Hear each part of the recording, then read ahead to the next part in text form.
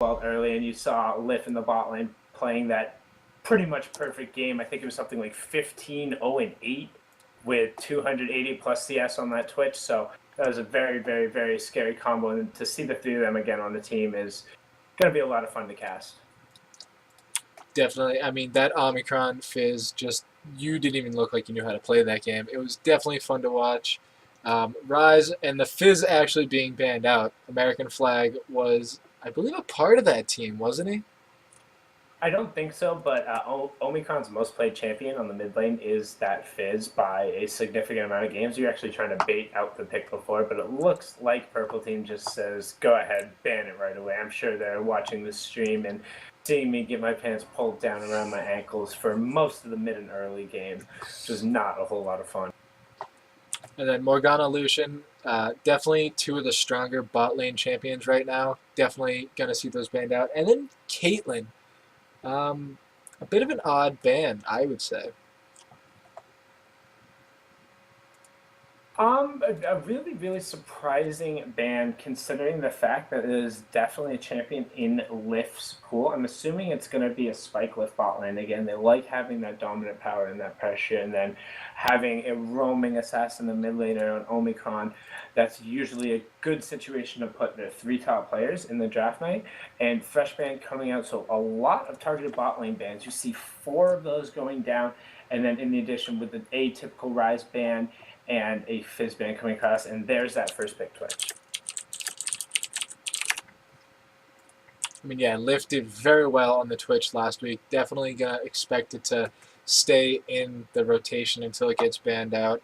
Our Vi being picked up, definitely a good lockdown champion, almost as good as Rammus, but we saw the Rammus not really being able to do anything last time. So maybe the Vi will be a bit better at trying to shut down that Twitch.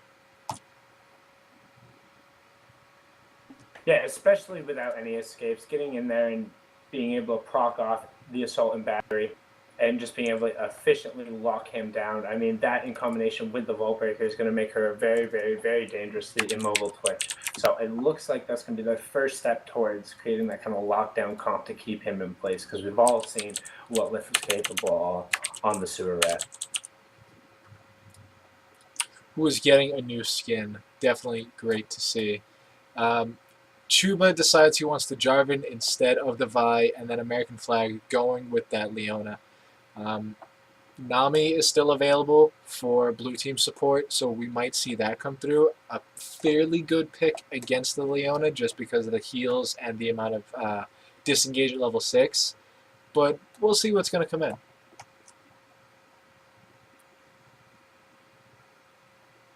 Yeah, and you see the counter pick now, especially with the Wombo combo coming out of Purple Team early. That Annie is going to be a huge, huge play against that, because being able to drop down a Tivers right inside that Cataclysm can effectively basically destroy Jarvan's team in and of himself and make Jarvan into the stereotypical I'm helping.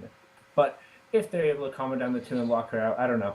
There's a whole lot of damage coming down. I'm assuming that's going to be Spike's Annie in the bot lane. He loves playing that champion, just grabbing a Doran's ring early and going for Magi's and just killing everything. Yeah, that's not fun to deal with as an AD player. I mean, suddenly you're there and then you're not. It's interesting. Omicron picking that Lee Sin, I'm guessing it's for the jungle. Not many times we see him in a different position. And then Riva going for that Tristana. Definitely going to try and outscale the Twitch here. Yeah, and Tristana with a recent early game nerfs in terms of her attack speed and a little bit of damage going across, and the base attack speed, of course, it makes her that much weak of a lane bully. And I mean, paired with the Leona, I can see kind of what they're going for, but it just doesn't really flow with their whole team. Jarvan's really about getting those early ganks going in. So is Leona, but the Tristana needs time to just sit there and lane. If they go in on an unfavorable trade, they could 2v3 that gank, no problem, and create it into a really, really, really poor situation for the purple team. And Baby Wolf picks that Irelia, insta-locks it about 20 seconds in. Kind of blind. I mean, sure, he didn't have much of an option, but now he's going to be able to get an easy counter pick for the top laner of blue team. Well, you know what they say, you better nerf Aurelia. I mean, she does have the kit to be picked blind. They don't really have much of another option, and it kind of goes well with Jarvan being able to Blade Surge in there, throwing the Equilibrium Strike, lock up that single target on top of Leona, and you can see how they're kind of trying to develop almost a protect the Triss comp at this point for what looks to be Riva's Tristana. So very, very, very confident AD carry in Riva. American Flag also very confident on Leona. He knows how to peel. He knows how to be super aggressive. And you see Maokai coming out. So not exactly anything that's really going to counter the Aurelia. And in fact, I would be almost worried for Mester's matchup against Big B Wolf in that lane because Big B Wolf is a very, very, very confident solo laner. He is a platinum level player who has pretty much excelled in any of these roles. And the fact that Aurelia was locked in so quickly, and Maokai isn't exactly the monster that he really was during the past couple of patches right now in the top lane. Yes, he's still able to clear, but if Aurelia is able to get ahead, I mean, that lane could just be very, very, very poor. And then you see Ziggs locked in to kind of be able to stall the game out as well. So we'll see where that goes.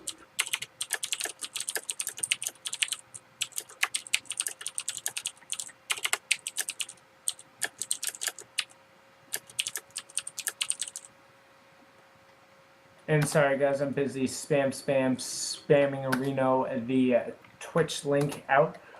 Doctor, I will make sure to have the YouTube login for you tonight. I contacted Rob to make sure that we were able to get that. So we'll start uploading every single one of these casted games for you guys to be able to go back and watch. Like I said, one of our big things for this season and season 5 coming up is going to be our content. We're trying to produce more. We're trying to get people who want to produce more content and are interested in being content producers, whether it's writers, video makers, video editors, that kind of stuff. So should be interesting. And apparently somebody lost to the rise. What's up? Yeah, give me a second. Looking at these two teams, who do you think is going to win Sundown?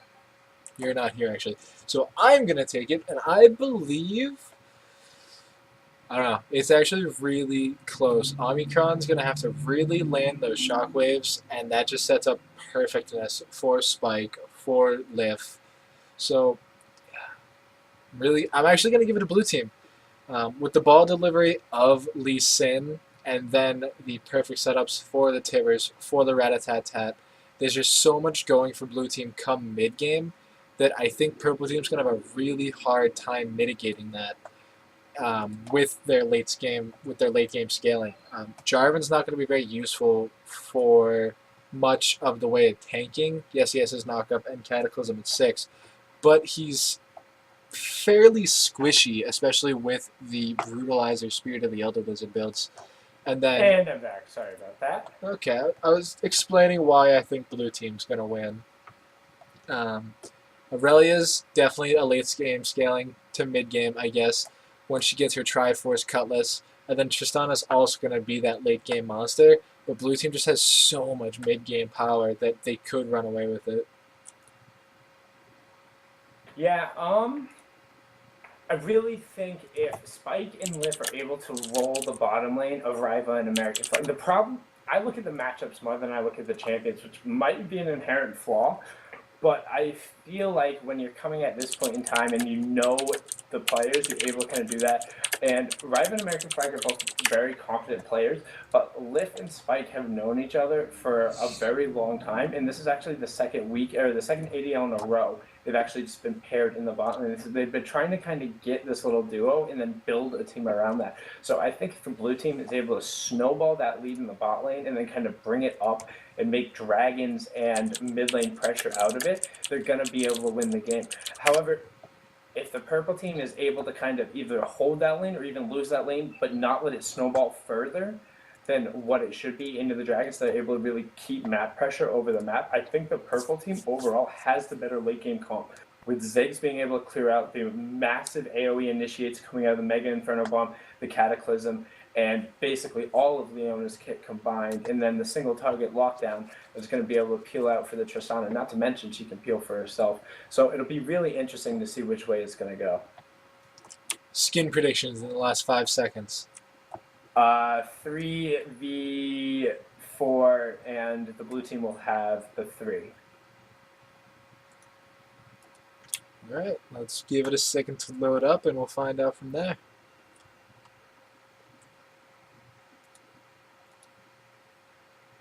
And 1 second while I hit to the Twitterverse. And while speaking of the Twitterverse, if you'd like to follow absolutely anything we do, you can follow vVv Gaming at vVv_gaming. You can also follow me at vVv Sundown, and then you can follow Doctor at vVv the Doctor. Nice and clean. And I Yeah, guess you were right. No more underscores in there. 4 skins for blue team, 3 for red team. You called it. Wow, look at me go. That was well done. Well done. Nice to see the Gangster Twitch. He does have a new skin on the PBE, Pickpocket Twitch. It's kind of like a street rat version of Gangster Twitch. So he's getting those levels of the mob family in there. He does have a nice raccoon tail though, so that's kind of cool.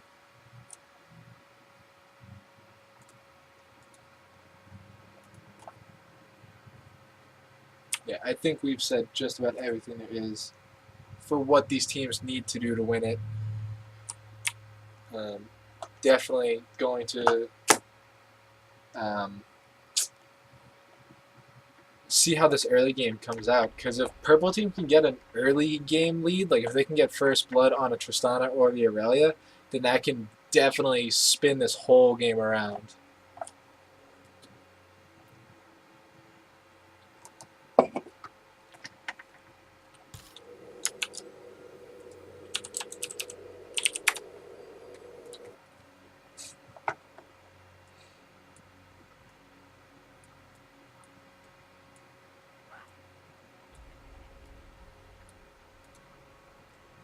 Jarvan actually starting deep in the utility tree, picking up those biscuits. Jarvan is going to be able to start on the blue side, so he's not exactly going to be hurting for mana. It's kind of odd seeing biscuits on a jungler in general. Yeah, especially on a Jarvan who you do see them go for that 921 sometimes on the Jarvans as they get the early Elder Lizard and then go tanky. But it's not atypical to see them go, or it's not typical, excuse me, to see them go 021-9 and get that biscuits, if that is what he's running. I didn't actually look in. Let's try and see what he has in terms of his stat page. You see a solid amount of armor and MR. It looks like in low attack damage, he should be in 021-9 in terms of his masteries, but that's really going to hurt a lot of his early gank potential. Yes, he does have it coming down from the armor reduction if he's able to hit his flag and drag combo, but if he doesn't, it's just going to be very mediocre. Yeah, I mean, Jarvan isn't very tanky outside of like items. Naturally, he's just not that tanky. So he's going to be able to get into the fight, but he might just get nuked down between the amount of CC, especially in this bot lane. I mean, Annie already has her stun, and it looks like Spike and Lift are going to try and sort of bush cheese this and wait for red team's bot sand to come down this river lane.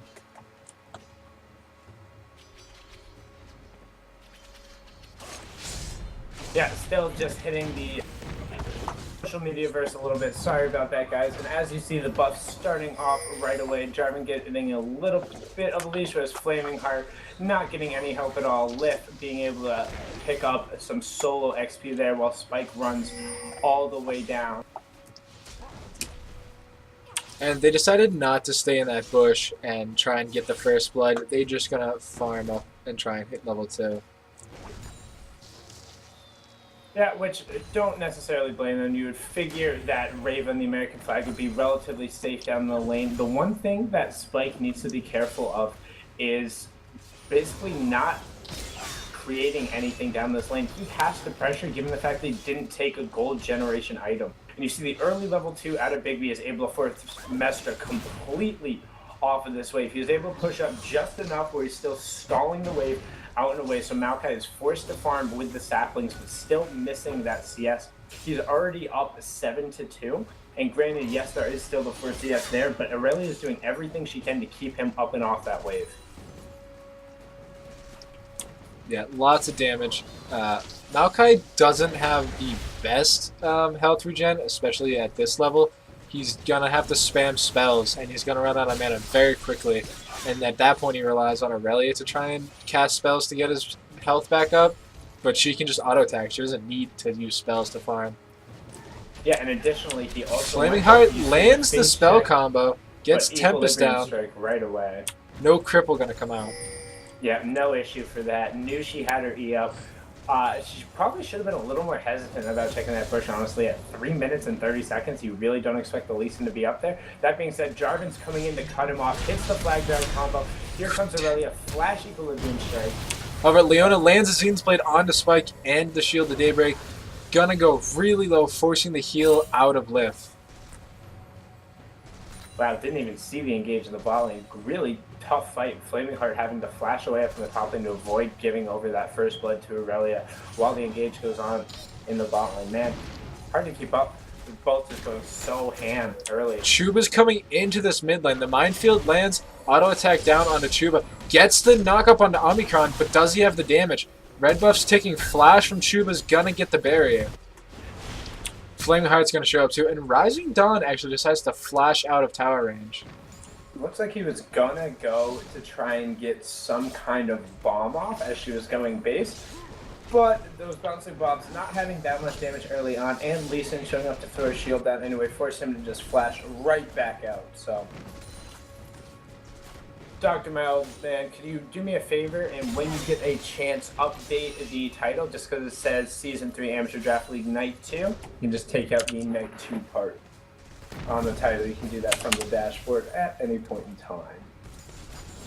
No rush there. Atta girl. There we go. We got it. Attaboy.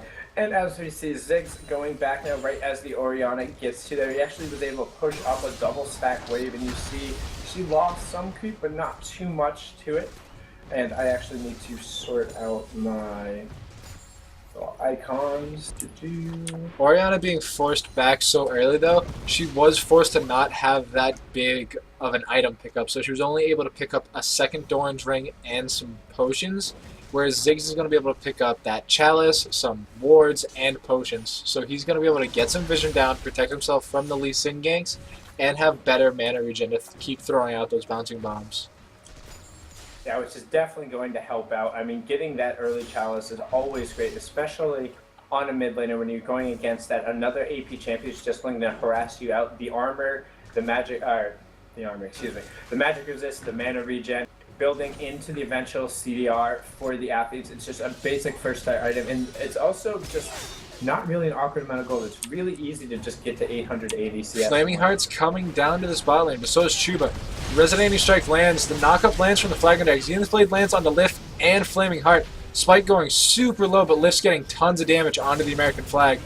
Riva's gonna not get the first blood. Gonna go over to Lift, and Chuba's gonna pick it up with the Demantian Standard. However, Riva jumps in, not gonna get that kill.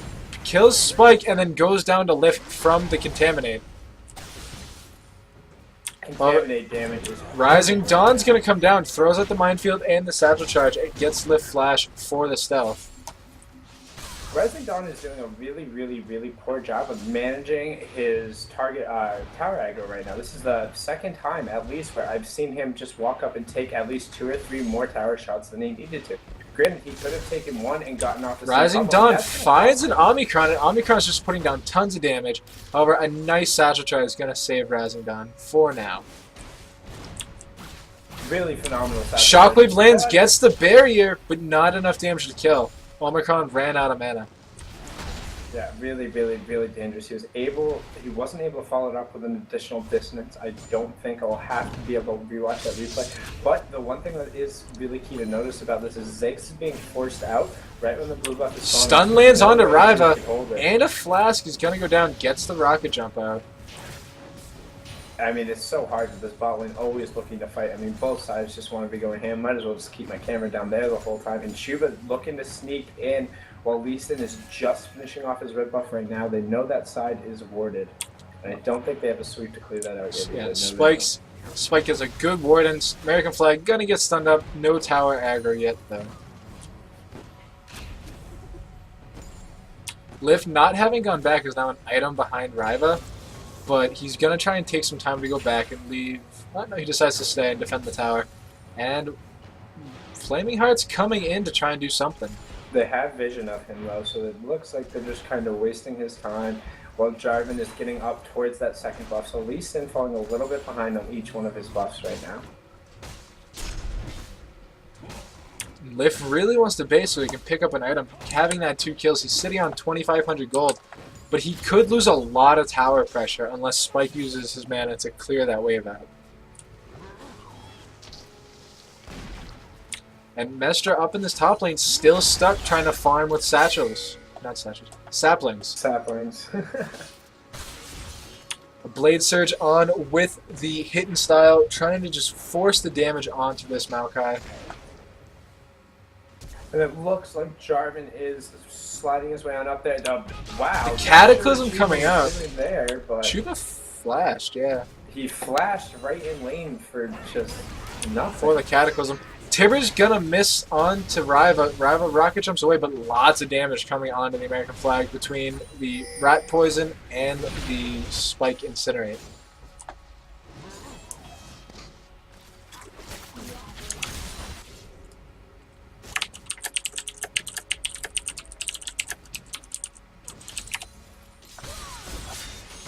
Mestra getting lots of damage. The Blade Surge and the... Why can't I remember the ultimate name? Blade Surge and the Transcendent Blades gonna be able to pick up that kill. Here's a neat little tip. If you never know, and if you're ever casting, by the way, this is something that I've just kind of picked up, or if you're not quite sure of a champion's name, you can just click on him and it shows you those skills underneath. So if you ever need to double check something real quick, just go ahead, click on that champion's portrait, it comes up, you can flop right back over to it. That's a good little tip for anybody who's trying to become a caster, wants to try and learn the summoner spells a little bit more, or honestly, if you just get stuck and you're trying to talk with someone about something, boom, that's right there. You can have that loaded up. And as we see, it looks like they're trying to give Omicron that blue buff over, so he's going to have a little bit more control of that in mid lane. But that being said, it looks like they're heading down to try and 4-man gank the bot, but blue team's having good wards for it, so I'm not going to be worried about it. Assuming they react.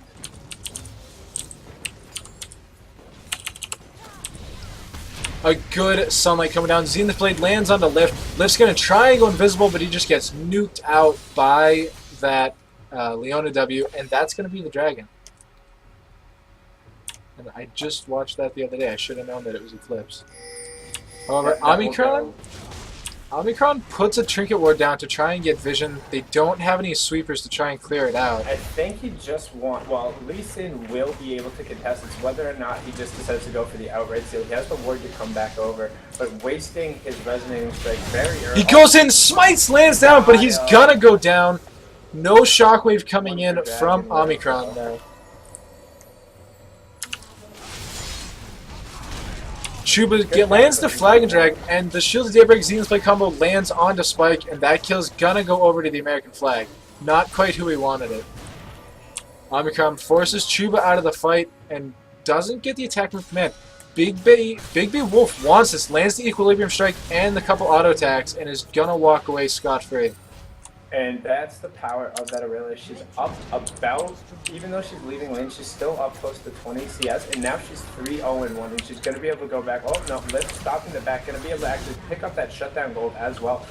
Meanwhile, Ryva in the bot lane still pushing, so really good job by Lift, making sure to use his Ratatat and Contaminate in order to pick up that kill, having the flash for the extended range, but definitely worth the shutdown gold. That pretty much is going to equalize the gold for now. However, with this turret going down in the bot lane, it's going to jump to about a 1k gold lead for the red team. So even though Flaming Heart was able to steal over that dragon, the shutdown gold going over the Lift was not enough to equalize out for the turret and the Aurelia picking up her killing spree. So as we see now, both both teams, it's 1-1 in turrets.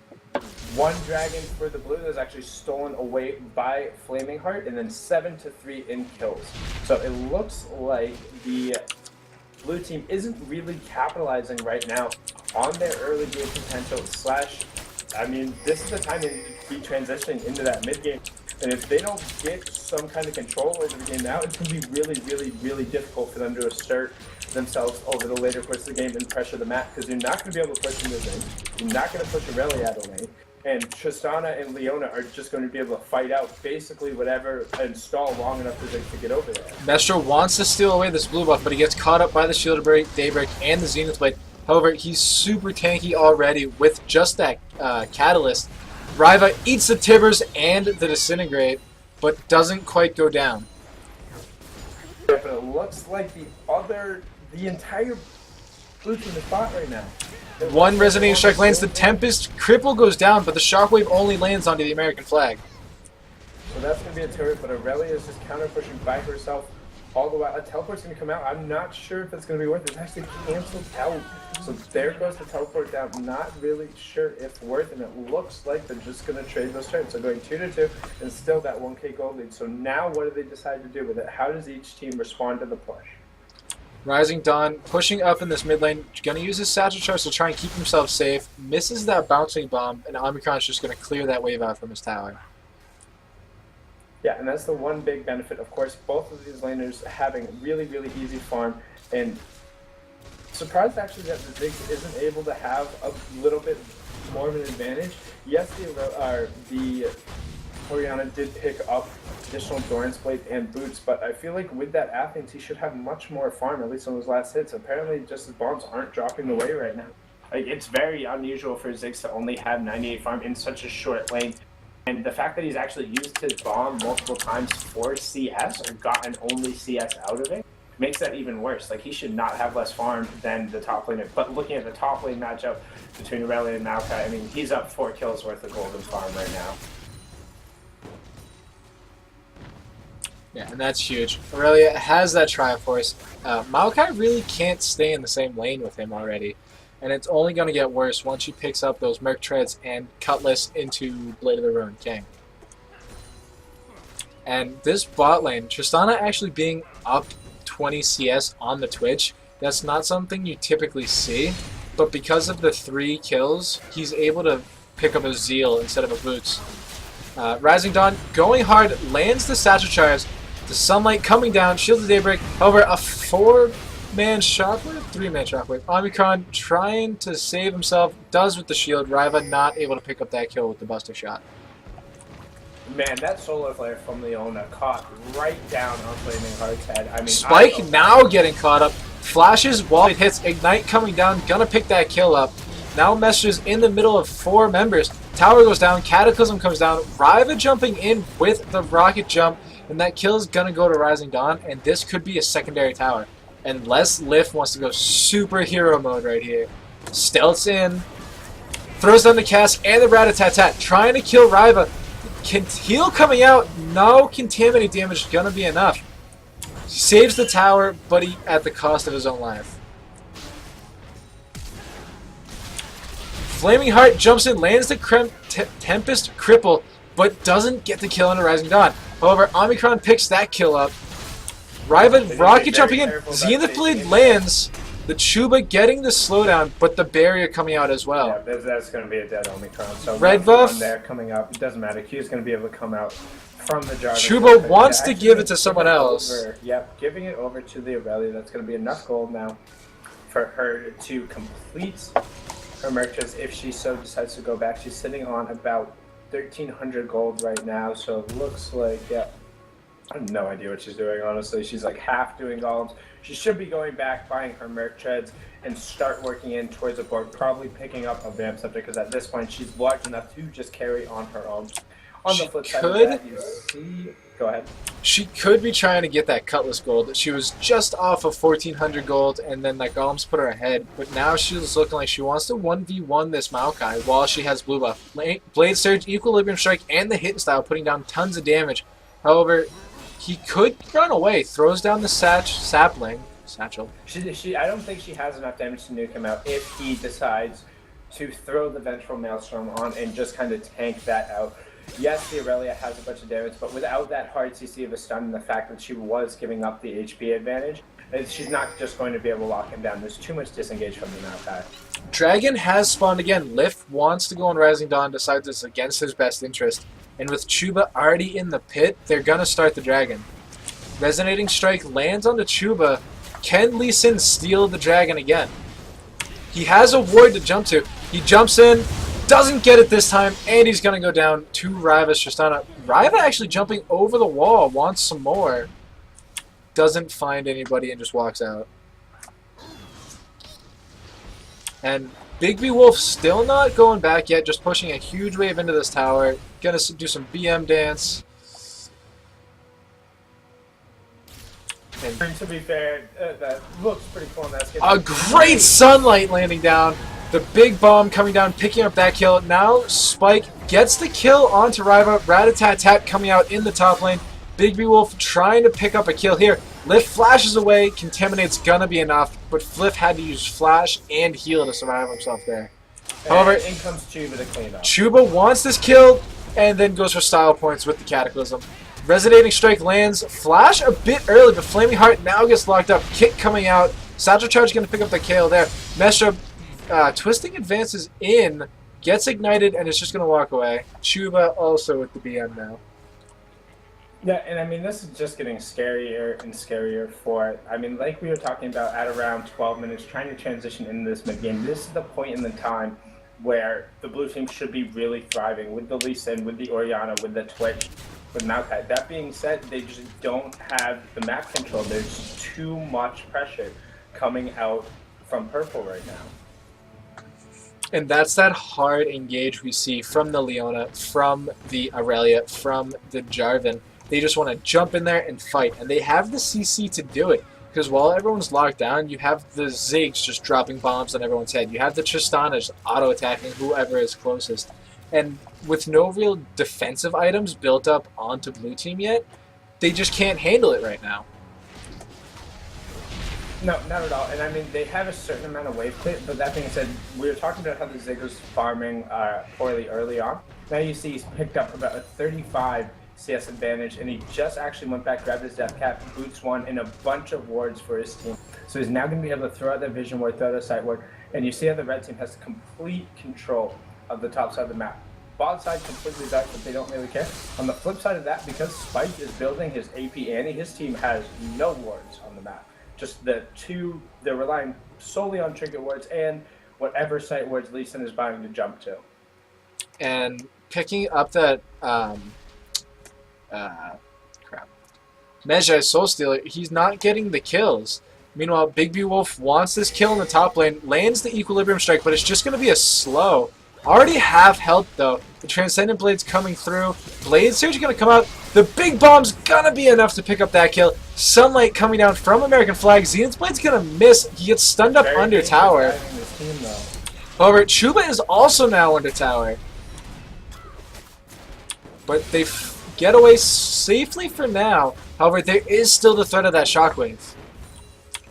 Yeah, and that shockwave is... However, Rising Dawn's really going super low. Honestly, with just Athens at this point, they're going to die. Rat-a-tat coming out. A one-man shockwave on a Big B Wolf. Not quite what you want. Omicron getting buster shouted away. Gonna go down. However, Lift is picking up kills. Gets an easy double kill and still loses the tower.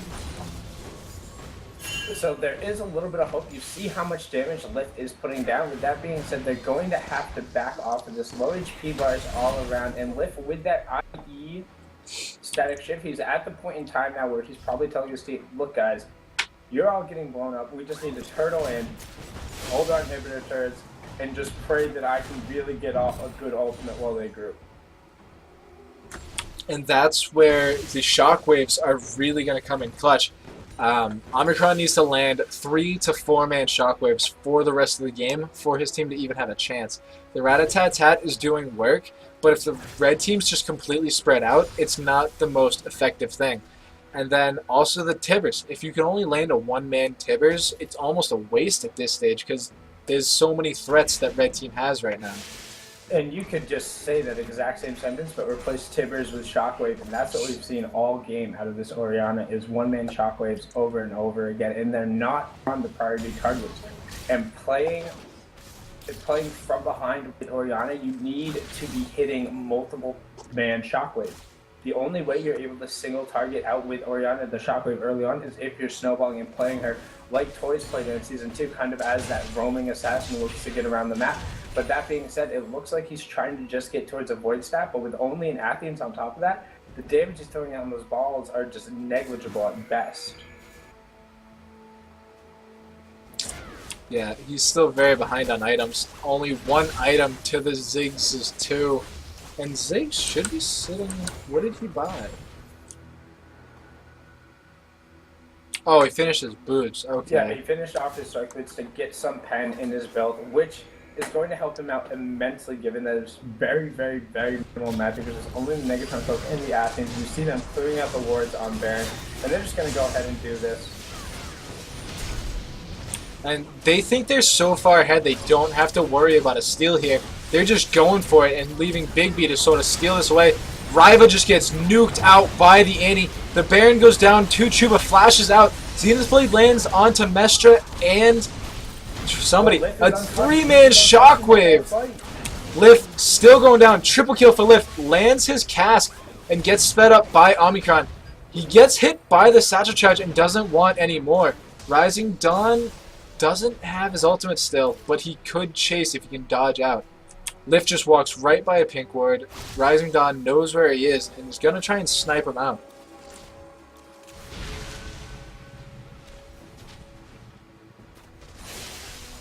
No, looks like he's just going to go base. Lift pushing up the lane on the top, and that's the problem we were talking about. Lift now, with the IE initiative, if he's untouched in the fights, he's going to be able to clean up and put down a ton of damage. Yes, the Baron went over, but it's just a lot of gold that's going into Lift, and he's sitting right now in 2,400 gold. So he's going to be able to go back pretty much by, it's probably going to look towards getting a board, maybe even getting some kind of defensive item at this point, because if he doesn't die, is able to stay in these fights, he's just going to be able to do so much damage. And you see how they're kind of narrowing that gold lead a little bit. They're only down about 8k, and if they're able to play defensively, they might be able to hold this out. Their only real hope, honestly, is to catch the purple team over diving in one of these team fights and to keep playing defensively. They have to be grouped, as you were saying earlier, for the rat attack to be effective. I mean, this Maokai is just going to keep getting tankier and tankier, and the longer he takes to die, the more time Lift and Omicron are going to be able to throw out auto attacks and shockwaves, dissonances, things like that. And with Tristana being the only real tank killer for her team, because Aurelia wants to dive onto Lift, it could be an issue. Rising Dawn gets found by Lift. Auto attacks coming out, just the one. Pops the rat-a-tat-tat. The strike's going to miss, however, Flag and Drag also misses. Lift still getting in auto attacks. Big Bomb going to come down, land on the 3 members, gets Lift's heal out. The Minefield's going to land. Sun only lands onto the tree. Chuba now a bit out of position. However, the Zenith Blade lands onto Flaming Heart, gets super low. Spike is also really low. Lift gets caught by the Cataclysm, but the Tibbers landed right onto Riva. However, not enough. That's a double kill for Riva, and they're going to be able to push down some towers. And meanwhile, in the top lane, this Aurelia is just hammering away, taking out that inhibitor turret, and now going to get the top lane inhibitor as well. So all the while in that 4v5, they were just able to clean that up, and it looks like they're going to get another turret out of it. We're talking about that gold advantage that was only at 8k, that just jumped all of a sudden and spiked after that fight, and up to about 14. And she actually jumps on the Omicron. Damage. And there was Aurelia had started to teleport down, and then her team must have told her to back off because they had it. However, jumps in, gets the kill on Omicron, and this second inhibitor looks like it's going to go down.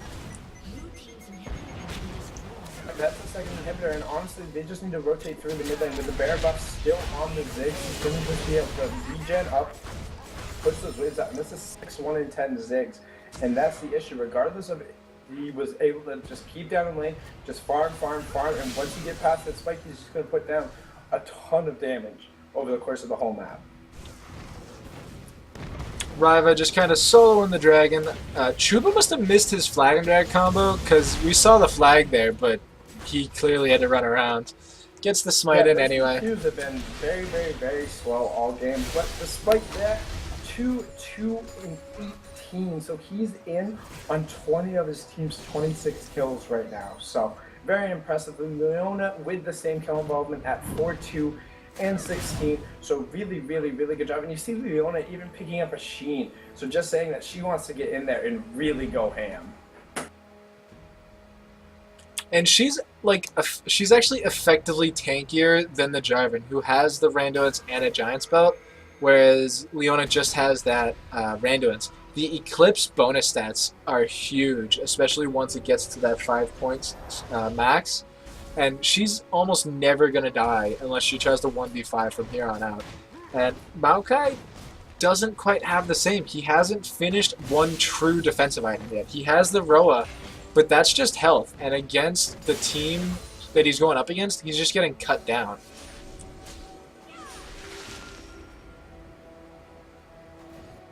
He needs to either finish the Frozen Heart or finish the Spirit Visage. And at this point, it should be the Frozen Heart. The Armor Pen from Jarvan is going to come in huge. The Ghost Blade being popped, Transcendence Blade also being popped.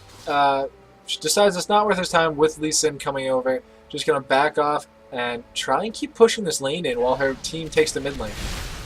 Yeah, and we see the clock on the Baron is about 2 minutes, but it doesn't really matter. You see they're just trying to pressure as much as they can. Somebody has to do something about Big B's Aurelia. We talked about how Big B's going to be able to come. However, this mid tower is going to go down. Gone for this world. There's not really anything that the blue team can do to respond, and they're just going to take this away. And Mestra goes in with the Twisting Advance. A nice two-man shockwave. The shutdown bonus on Ziggs goes to Mestra, but Lift goes down to Chuba. And now it's 3v4. Mestra go down, and with Riva still alive, that's going to be game. They have supers coming into the base. They're going to finish clearing this out. Going down. That's GG, guys. 2 waves of supers, and that's going to be game. And they actually got the 3rd inhibitor also. Very nicely played by both teams. Unfortunately, the late game scaling comp just got the early kills and ran away with it. Yeah, and I mean, we talked about how they had to be successful in the early and the mid game in order to pull that game off, and it just didn't happen. I mean, looking over just right away to the damage charts, there's just so much more damage coming out of the purple team in general from Aurelia, from Ziggs, and even from Tristana was able to keep up pretty well with everyone, with the exception of Twitch. I mean, Twitch was the only one putting down any real damage for the blue team in that game. So very, very, very difficult. And you saw them just putting as much pressure down on one as he can. And he did go for just as much armor pen, trying to chunk through the dual Randuins, or tri-Randuins, with Aurelia, Jarvan, and Leona all having some form of that cold steel passive on them. So very, very, very tough game. But that being said, he had no built-in sustain, so when they're able to get pressure on him in the fight, they just kept him down. And looking at the actual damage chart, you can see that Lif still did a lot of damage. He did 19,500 damage to champions, actually eclipsing the Aurelia and the Tristana by a large margin. But like you said, the 3 rando just wasn't enough to cut through while he was getting caught up by cataclysms and flag and drags and just the total amount of CC the purple team had. And the amount of CC, you look at the gold chart, it was fairly even up until they got about the 3rd tower. They won a big team fight right after that, snowballed it into towers and dragons from there on out. And just looking at the gold, it just keeps going downwards and downwards for purple team. And just spiraling basically out of control. And wards placed. Leona doing a great job with 25 wards, almost half of her team's total, and 2/3 of the total amount of wards the blue team put out entirely. That just goes to show you that the amount of wards placed can directly lead to victories. I mean, blue team didn't have any vision for the most part. They had no sight stones. They only had the green ones that they purchased, and that put them very far behind in items. And map vision total, it lost them dragons and barons. Yeah, that was just honestly kind of what screwed them a little bit. Spike, yes, is looking to add that extra damage set on the Annie, getting the mages and getting as much gold as he can. But that being said, he didn't have like any CR in his build. He didn't have any utility offered to his team in terms of just the site on the map. Yes, he did end up picking up a sightstone, but it was so late, and it was literally because they had no other vision on the map, and she didn't have a choice and had to pick it up because she wasn't creating any kind of damage that, so she was forced to go into that utility so late. And you saw it just from the gold production that with 6.7k, it's just so hard to do absolutely anything over the course of the game. Yeah, it was a third item sightstone, like you said, and it's at that point it was just much too late. Purple team had snowballed it onto the carries, onto the people that needed it, and just did whatever they wanted for the rest of the game.